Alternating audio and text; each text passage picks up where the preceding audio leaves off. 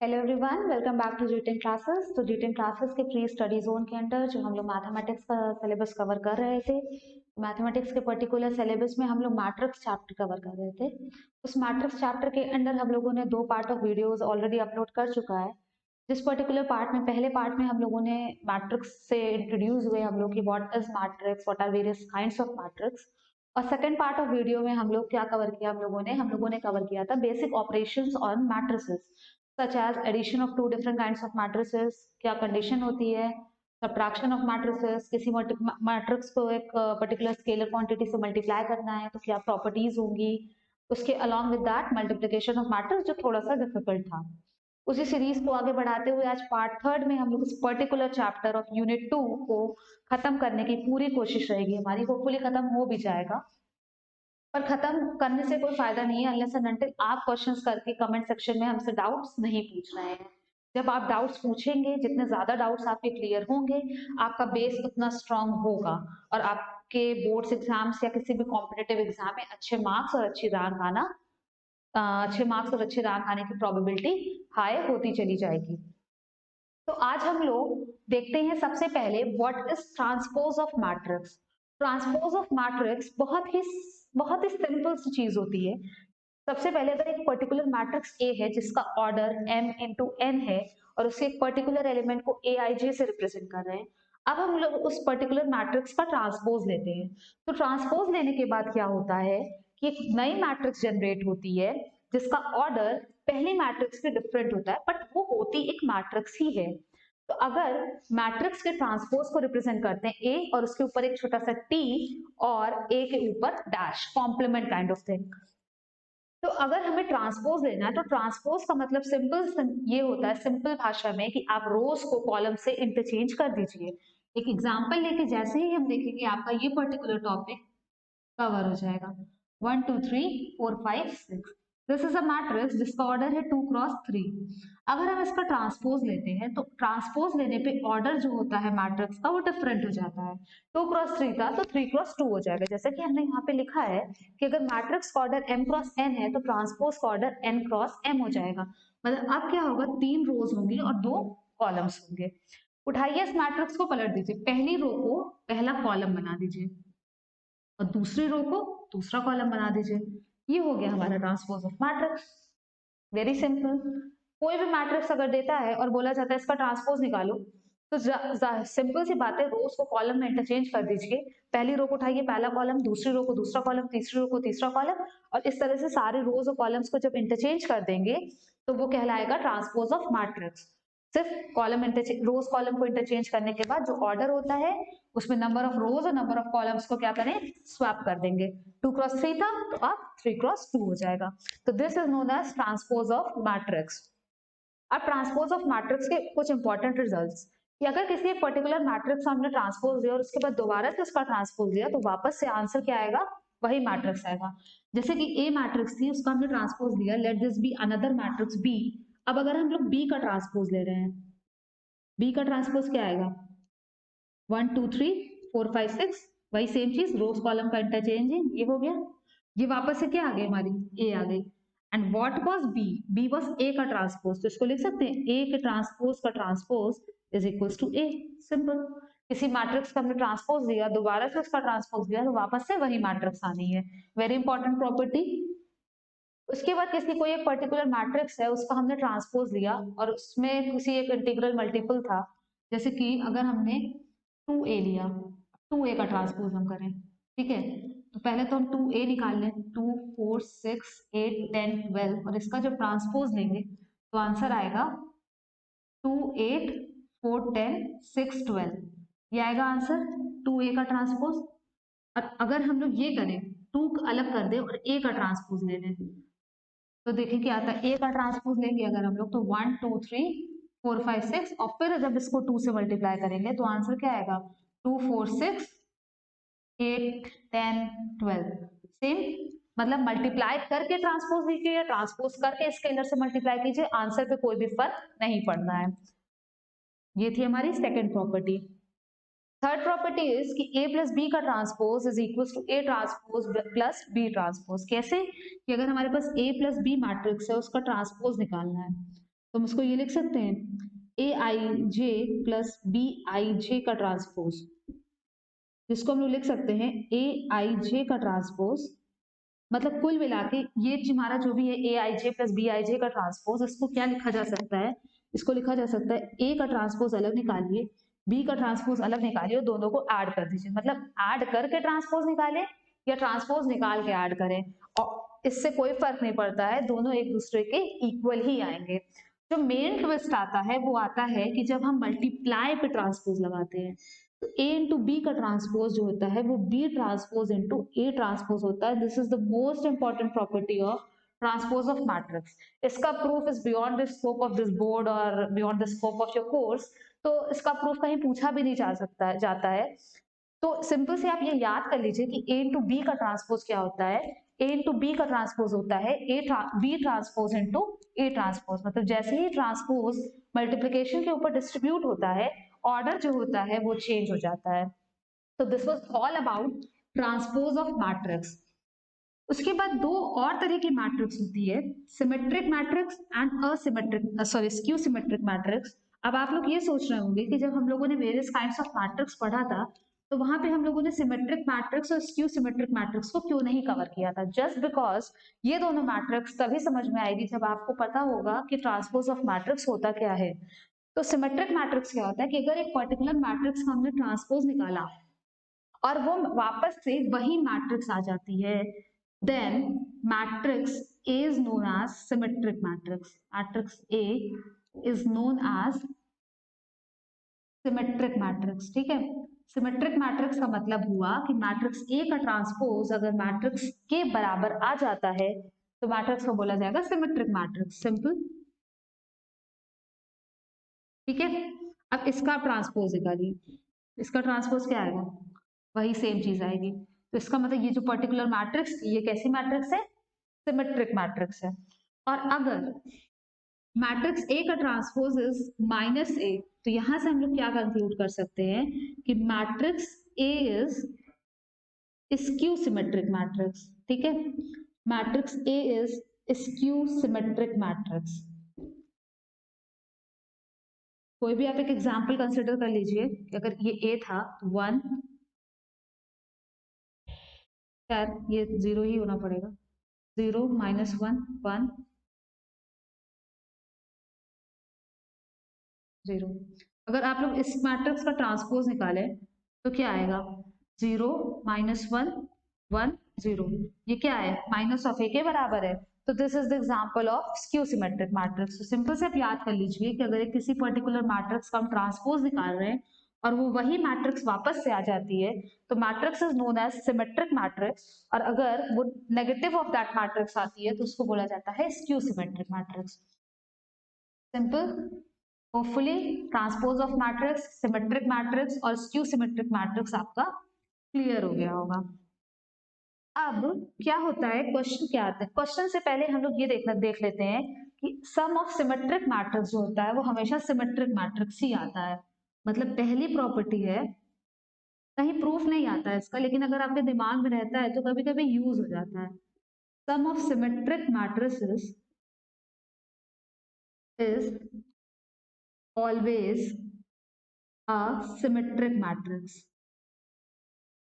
ठीक है, and same is for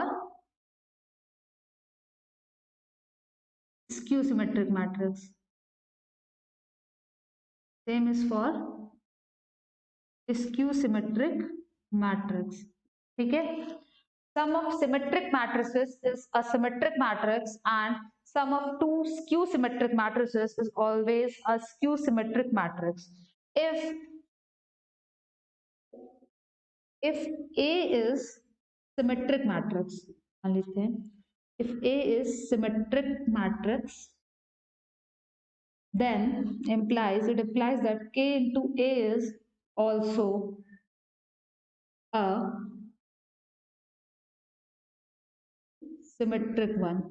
ठीक है, तो ये कुछ बेसिक प्रॉपर्टीज है जिसकी प्रूफ की रिक्वायरमेंट नहीं होती, बट इफ इन केस कहीं पे यूज होता है कि हाँ हमें दिख रहा है कि दो मैट्रिक्स है, दोनों सिमेट्रिक है, तो क्या जो आंसर आएगा वो सिमेट्रिक है? तो हाँ, हमें करने की जरूरत नहीं पड़ेगी सॉल्व, और हम यहाँ से कंक्लूड कर सकते हैं कि हाँ, अगर दो मैट्रिक्स सिमेट्रिक थी तो उसका जो भी आंसर आएगा वो भी हमारा सिमेट्रिक ही होगा। तो ये एक चीज होती है। और एक चीज जो आता है, जो आपके एग्जाम में आएगा, कि प्रूव दैट या represent a matrix as a sum of symmetric and skew symmetric matrix। मतलब एक पर्टिकुलर मैट्रिक्स को दो पार्ट्स में तोड़ना है, जिसमें से एक सिमेट्रिक होगा और दूसरा स्क्यू सिमेट्रिक होगा। तो हम ए को क्या लिख सकते हैं? a/2 प्लस a/2 लिख सकते हैं। इसमें हम लोग ये कर सकते हैं,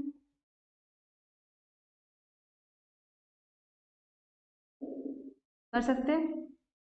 तो यहाँ पे जो ये आएगा half A plus A transpose plus half A minus A transpose. This is the representation of a particular matrix in two parts, जिसमें से इसका ये जो पहला पार्ट होगा ये हमेशा सिमेट्रिक आएगा, और इसका जो सेकंड पार्ट होगा ये हमेशा स्क्यू सिमेट्रिक आएगा। मतलब एक पर्टिकुलर मैट्रिक्स को हम लोगों ने दो पर्टिकुलर पार्ट्स पे तोड़ा, जिसमें से एक सिमेट्रिक है और दूसरा स्क्यू सिमेट्रिक है। आएगा कैसे लिख के कि रिप्रेजेंट, क्वेश्चन कैसे आएगा, और ये बहुत ज्यादा हाई चांसेस होते हैं यानी कि represent matrix A as the sum of a symmetric as the sum of a symmetric and skew symmetric matrix. तो आपको सिंपल क्या करना है, मैट्रिक्स दिया है उसका ट्रांसपोज निकालना है, a प्लस ए ट्रांसपोज निकाल के 1/2 करना है, और a माइनस ए ट्रांसपोज निकाल के 1/2 करना है। दो मैट्रिक्स आ जाएंगे, दोनों को जब भी जोड़ेंगे तो वापस से वही मैट्रिक्स आएगी। तो ये काइंड ऑफ क्वेश्चन है जो कि आता है कि पर्टिकुलर मैट्रिक्स दे दिया है और बोला गया कि represent this particular matrix as the sum of symmetric and skew symmetric matrix. Moving on towards the last topic of this chapter, matrices, elementary operations on matrices। अभी तक क्या था कि हम लोग जो भी ऑपरेशन कर रहे थे वो पूरी की पूरी मैट्रिक्स पे कर रहे थे। तो अब हम लोग मूव करते हैं एलिमेंट्री ऑपरेशंस ऑन मैट्रिसेस। इसके बाद एक शायद एक और छोटा सा टॉपिक है, elementary operations on matrices. Might be possible कि ये चैप्टर, ये पूरा आपके में अलग से चैप्टर ही बना दिया हो, डिपेंड करता है कि आप कौन से रेफरेंस बुक को फॉलो कर रहे हैं। तो ये है हमारा elementary operations on matrices. Elementary operations on matrices, पहले अगर हम लोग रो पे देखें, अगर हम लोग रो के ऊपर देखें तो रो के ऊपर तीन ऑपरेशंस होते हैं और कॉलम्स के ऊपर भी तीन ऑपरेशंस होते हैं। सबसे पहला होता है कि आप लोग क्या करिए कि आप लोग दो पर्टिकुलर रोज को हम लोग एक्सचेंज कर सकते हैं, मतलब इंटरचेंज कर सकते हैं, इंटरचेंज टू रोज। मतलब कुल मिला के लिखा कैसे जाएगा, आर आईएथ रो को जेएथ रो से इंटरचेंज कर दीजिए। फॉर एग्जाम्पल 1 2 3 4 है, और बोला जाए कि रो 1 को रो 2 से एक्सचेंज कर दिया जाए, तो इसके बाद जो आंसर आएगा वो क्या आएगा, रो 1 रो 2 से इंटरचेंज हो गए। सिंपल। तो दिस इज कि अगर आपको एलिमेंट्री ऑपरेशन करना है मैट्रिक्स पे, तो जो पहला काइंड ऑफ ऑपरेशन था रो पे वो था इंटरचेंजिंग एनी टू रो। उसके बाद अगला ऑपरेशन है multiplication of the elements of a row by a non zero number.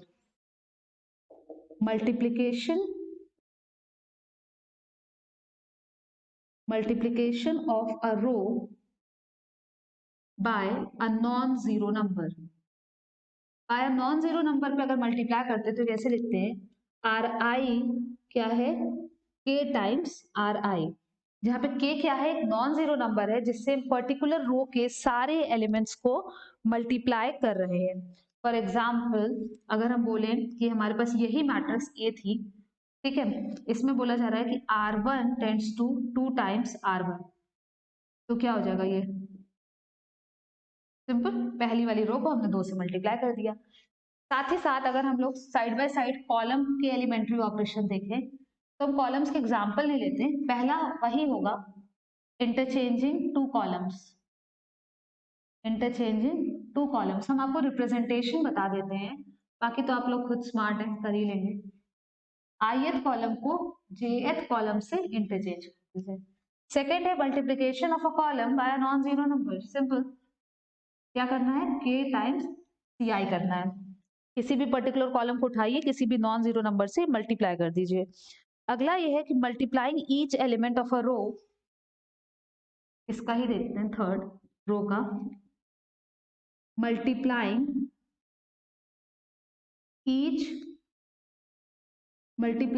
each element of a row by a non-zero number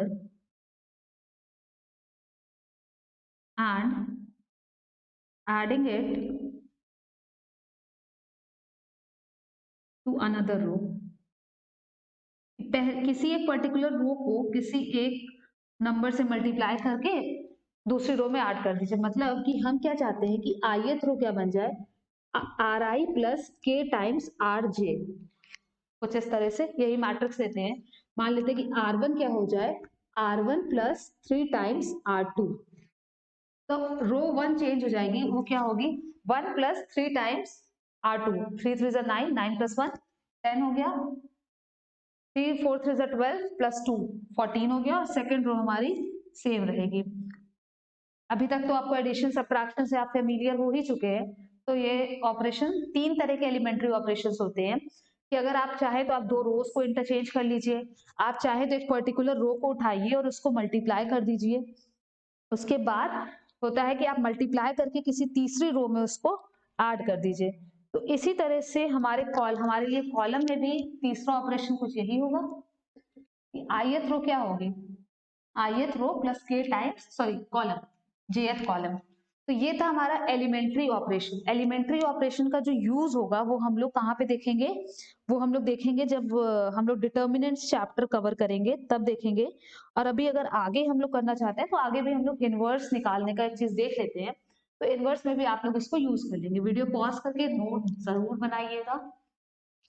अगला है हमारा इनवर्स ऑफ अ मैट्रिक्स। सब कुछ हो गया, नंबर जैसे पढ़ते हैं तो ऐड कर लिया, सब्ट्रैक्ट कर लिया, मल्टीप्लाई कर लिया, बोला जाता है डिवीजन भी तो आना चाहिए। डिवीजन क्या होता है, inverse kind of thing he होता है। अब इनवर्स ऑफ मैट्रिक्स कैसे निकालते हैं, हमको एक चीज पता है कि आइडेंटिटी मैट्रिक्स क्या होती थी कि डायगोनल मैट्रिक्स जिसके डायगोनल एलिमेंट्स 1 के बराबर हो, नॉन डायगोनल एलिमेंट्स 0 हो। तो अगला टॉपिक है हमारा इनवर्स ऑफ अ मैट्रिक्स। अब जरूरी नहीं है कि मैट्रिक्स का इनवर्स एग्जिस्ट करे।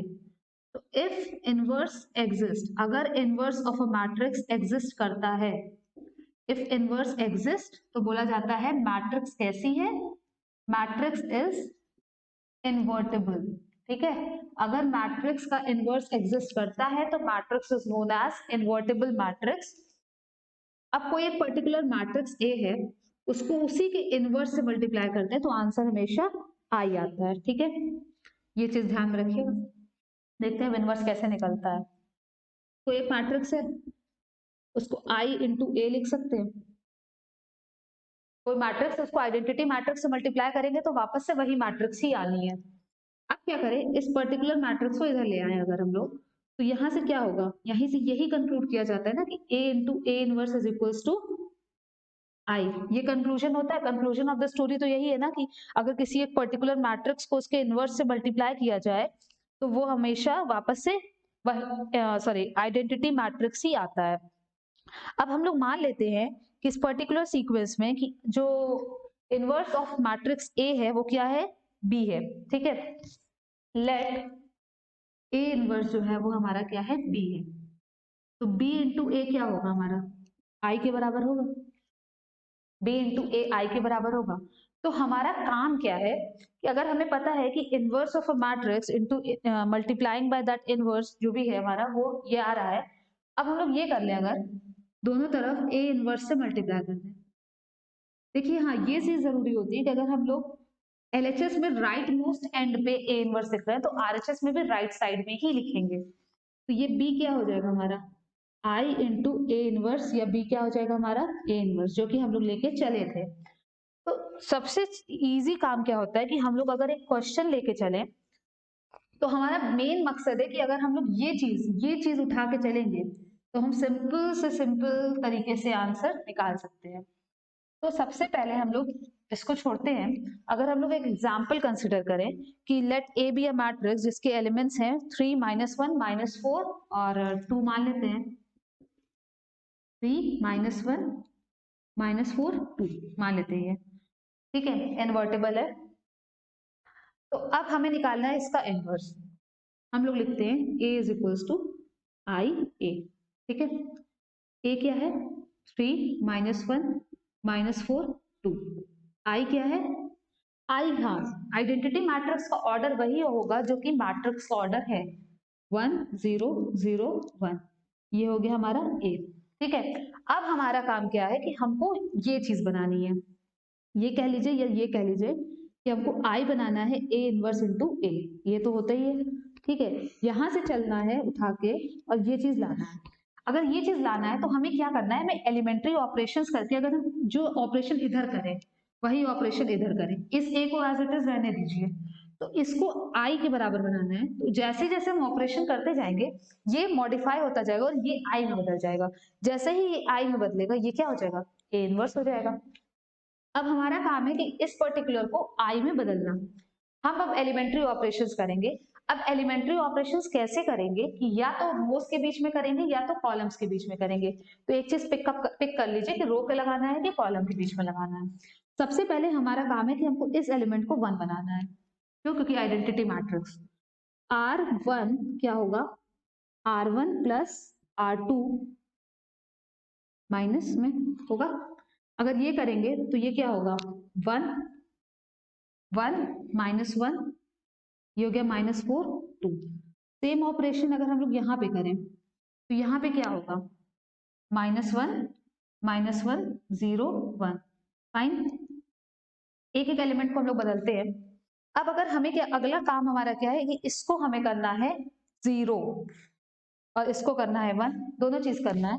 तो हम लोग किसी भी चीज को उठाते हैं, देखते हैं क्या करा जाए। पहले पहले अगर हमें इसे 1 करना है तो हम लोग ये कर सकते हैं R2 tends to R2 plus R1, ये क्या हो जाएगा 1 -1 -3 और ये हो गया हमारा 1 -1 -1 और ये 0, ठीक है। R2 में मॉडिफिकेशन हुआ तो हम लोग को धीरे धीरे दिख रहा होगा कि हाँ ये आइडेंटिटी मैट्रिक्स में कन्वर्ट हो रहा है। अब हमारा काम है इसको 0 करना। तो R2 tends to R2 plus 3 times R1 कर दे, 1 -1, ये हो गया हमारा 0 1 -3 -2 -1 -1, इसमें करें वही ऑपरेशन -1 -3 -4 और ये हो गया हमारा -3, ठीक है। अब बस बचा क्या है, ये अगर 0 हो जाए हमारा तो हमारा काम सही है। R1 tends to R1 minus R2 bye 2 कर सकते हैं, 1 0 -1 प्लस 2 बाय 2 प्लस 1 0, ये हो गया -2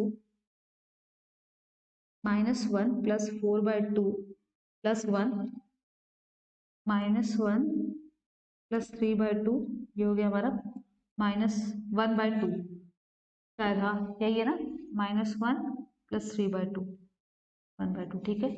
-4 -3, एक मिनट, ये हम लोगों ने R2 में क्यों चेंज किया था, ठीक है चलिए यहाँ तक, ठीक है यहाँ तक हो गया। अब हम लोगों को ये भी 1 के बराबर करना है ना, तो हम लोग कर लेते हैं R2 tends to R2 divided by -2। कोई दिक्कत वाली बात नहीं है, पीछे जाने की कोई जरूरत नहीं है, -2 से डिवाइड कर दीजिए, ये आ जाएगा 1 1 बाय 2 2 3 बाय 2, ठीक है। अब ये क्या हो गया, ये किस फॉर्म में आ गया, कुछ इस फॉर्म में आ गया। जब इससे कंपेयर करेंगे तो I is equals to A inverse A, तो यहां से क्या आ गया कि A inverse of matrix A क्या आ गया 1 1 by 2 2 3 by 2। Inverse of the matrix निकालने के लिए सबसे बेसिक रिक्वायरमेंट क्या थी कि आप A को IA के फॉर्म में रिप्रेजेंट कीजिए, जो राइट साइड में A लिखा है उसको एज इट इज छोड़ दीजिए, क्योंकि हमें क्या करना है, हमें पहुंचना कहाँ है, यहाँ से यहाँ पहुंचना है। उसके बाद एलिमेंट्री ऑपरेशन लगा के जो LHS में लगाए वही RHS में लगाइए। एलएचएस वाली मैट्रिक्स को आइडेंटिटी मैट्रिक्स में कन्वर्ट करना है। जैसे जैसे हम ऑपरेशंस करते जाएंगे और ये आइडेंटिटी मैट्रिक्स में कन्वर्ट होती जाएगी, वैसे वैसे ये ए इनवर्स में बदलता जाएगा। सॉरी, जिस पर्टिकुलर पॉइंट पे ये आइडेंटिटी मैट्रिक्स में कन्वर्ट हो जाएगा, उसी पर्टिकुलर पॉइंट पे ये किस में कन्वर्ट हो जाएगा, ए इनवर्स में कन्वर्ट हो जाएगा। तो ये यहां तक था कि एलिमेंट्री ऑपरेशंस का यूज कहाँ होता है, इनवर्स ऑफ द मैट्रिक्स में निकालने में यूज होता है। आगे हम लोग आने वाले लेक्चर्स में और भी तरीके देखेंगे कि कैसे और भी इनवर्स ऑफ मैट्रिक्स निकाला जा सकता है, बट इस पर्टिकुलर चैप्टर का वो पार्ट नहीं है। ये पर्टिकुलर चैप्टर आपका कंप्लीट हो गया है, आप इससे निश्चिंत रहिए कि कोई भी टॉपिक मिस नहीं हुआ है, आपका मैट्रिक्स चैप्टर कवर हो गया है। अब आपके ऊपर है कि आप कितने ज्यादा क्वेश्चंस कवर कर सकते हैं। क्वेश्चंस करिए, डाउट को कमेंट सेक्शन में पूछिए, वीडियो पसंद आई हो तो लाइक कीजिए, दोस्तों के साथ शेयर कीजिए, चैनल को सब्सक्राइब कीजिए ताकि डिटर्मिनेंट चैप्टर जैसे ही कवर हो आपकी ये पूरी यूनिट कवर हो जाए। Thanks for watching the video and have a good day.